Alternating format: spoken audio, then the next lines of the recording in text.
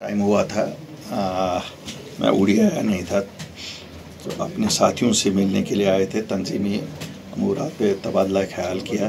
कुछ लोग नए ज्वाइन करना चाहते थे, उनके साथ मिले और 3 दिन इसलिए यहाँ हैं कि साथियों के साथ बात करेंगे। पंचायत इलेक्शन जो आने वाले हैं उसकी तैयारी कैसे की जाए, तंजीम को कैसे मजबूत और करें।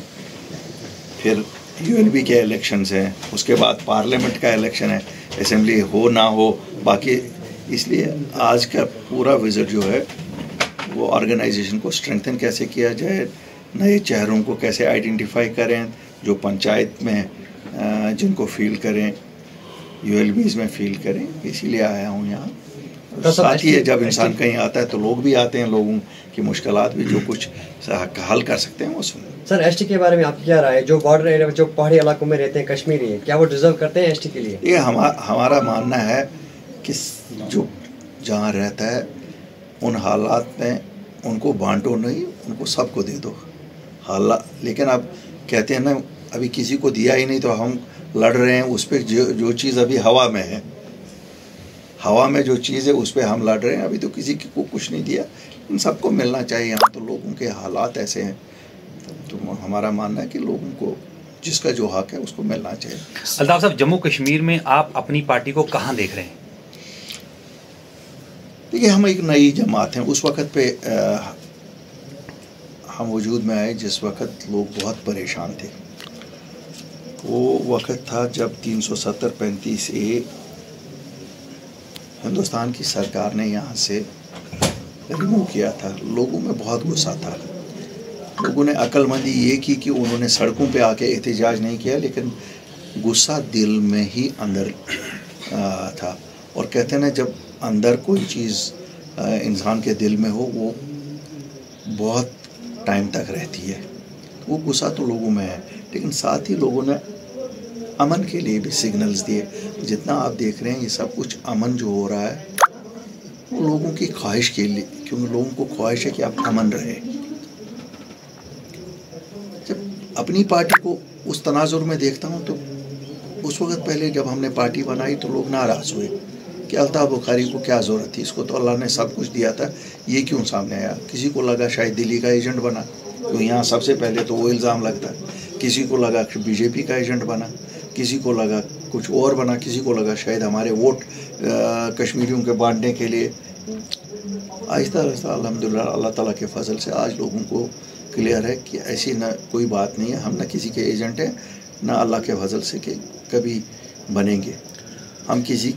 हमें इससे कोई वास्ता नहीं है, लेकिन हम निकले क्योंकि हमारा खोया था। जिस वक़्त लोगों पे मुसीबत बन पड़ती है उस वक़्त लीडरों को सामने आना पड़ता है।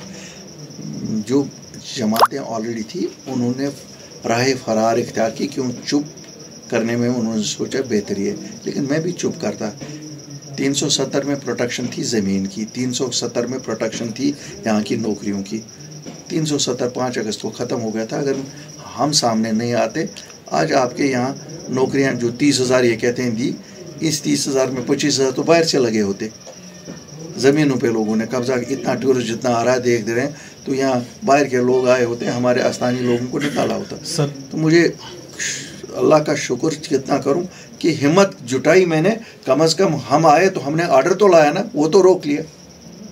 सर, आप पार्टी प्रेसिडेंट हो, उसके साथ साथ आप उड़ी से भी ताल्लुक़ रखते हो, तो कुछ आने वाले वक्त में कुछ आपने ऐसे इनिशिएटिव लिए हैं जिससे उड़ी के इकनॉमिकली बूस्ट हो सके? देखिए, इस वक्त आपको मैं बताऊं, अगर मैं कहूँगा वो तो हो गई ना कहने वाली बात। अल्लाह के फजल से जब आप देखेंगे, हम जो हमारा मैनिफेस्टो उड़ी के लिए अलग एज कैंडिडेट इशू होगा, उस वक्त आप देखेंगे क्या होगा उड़ी के लिए, मेरा क्या अपना प्लान होगा।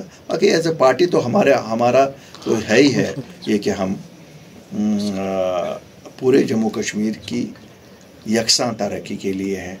हम ये नहीं है कि उड़ी बॉर्डर है तो यहाँ कोई भी इंडस्ट्री आज तक नहीं बनी। उड़ी में आपको पता है यहाँ नाशपाती सबसे ज़्यादा होता है। काश एक स्टोर बना होता तो ये नाशपाती आहिस्ता आहिस्ता निकलता। अगर आज 1000 रुपये की पेटी आ जाती है, जो सीज़न इसका ख़त्म होता जाता है, 300 रुपये में बिकती है। स्टोर होता तो शायद इसी तरह वॉलनट है, वॉलनट प्रोसेसिंग के लिए है, बाकी चीज़ें हैं। यहाँ बिजली घर है, लेकिन क्या फ़ायदा है उड़ी वालों को, बिजली तक नहीं मिलती है। तो हम ये देखेंगे। मैं नहीं कहूँगा, जस्टिस जिसे कहते हैं ना, जस्टिस देखेंगे। सर, अगर उड़ी बोनियार की डेवलपमेंट के बारे में बात करेंगे तो यहाँ पे जो है सलामाबाद एक गांव है जहाँ पे 7,000 की आबादी है, लेकिन अभी तक जो है रोड वहाँ पे नहीं बना है। मैं तो अभी टिट्स एंड बिट्स ही उठा रहा हूँ इस कॉन्स्टिट्यूंसी के, लेकिन सलामाबाद के रोड के बारे में अभी तक किसी भी लीडर ने बात नहीं की। देखिए, हम तो अभी शुरुआत में ही हैं। जो लोग पिछले 75 साल से यहाँ जिन्होंने लोगों की खिदमत की है, तो अगर उन्होंने पिछले 75 साल में नहीं किया, हम तो लोगों को यकीन दिलाते कि जिस वक्त भी इलेक्शन होंगे, सरकार जो भी आएगी, मैं नहीं कहूँगा कि उनको सालों वेट करना पड़ेगा, कुछ दिनों में ही ऐसी चीज़ें उठाई जाएंगी। आपको मालूम है, एक मसला आप जो आज सबसे बड़ा है, जिसे की तरफ मेरा जहन मैं आपको लेना चाहता था कि आपके मुझे पता है कि आपके जहन में भी ये सवाल होगा कि हमारी जो मजहबी जगह हैं, मखदूम साहब हैं या दस्तगीर साहब हैं या दूसरी जगह हैं, आपने देखा होगा, या हमारी जहाँ पर भी दरगाहें हैं, वहाँ जो इस वक्त बीजेपी की चेयरपर्सन हैं, जो बीजेपी ने अवकाफ में अपनी चेयरपर्सन लगाई है, उन्होंने ऑर्डर निकाला कि जो हमारे पुराने मुजावर थे वो नहीं कंटिन्यू कर सकते हैं और वो उनके लिए कोई क्वालिफिकेशन रखी है। मैंने कल भी इस पे बोला और आज मैं ज़रा थोड़ा सा खुल के आपके साथ बोलना चाहता हूँ। हमें एतराज़ है, हमें एतराज़ इसलिए है कि हमारे मजहबी अमूर पे कोई मुदाखलत, बेजा मुदाखलत ना करे, और चूंकि ये बीजेपी से है, लोगों के दिलों में शकूक है, हमारे दिलों में भी शकूक। एतराज़ है, हमें एतराज़ इसलिए है कि हमारे मजहबी अमूर पे कोई मुदाखलत, बेजा मुदाखलत ना करे, और चूंकि ये बीजेपी से है, लोगों के दिलों में शकूक है, हमारे दिलों में भी शकूक है।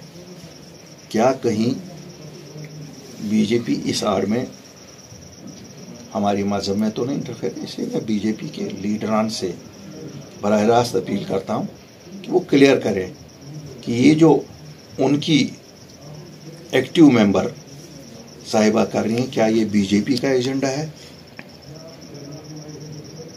कश्मीर में मजहबी स्थानों पे कब्जा करने का? और अगर ऐसा है तो मैं उनको कहता हूँ बेहतर है इससे बाज रहें, क्योंकि कोई भी कौम अपने मजहबी अमूरात में किसी भी जमात को मुदाखलत की इजाज़त नहीं देगी। और जहाँ तक अपनी पार्टी का ताल्लुक है या किसी भी पार्टी का ताल्लुक है, मुझे नहीं लगता कोई भी पार्टी मजहबी अमूरात में अगर करना है, या सीधा पार्टी बताए कि ये जी हमारे एजेंडा में है कि यहाँ हमें करना है, वरना इन चीज़ों को बंद कराएं। शुक्रिया।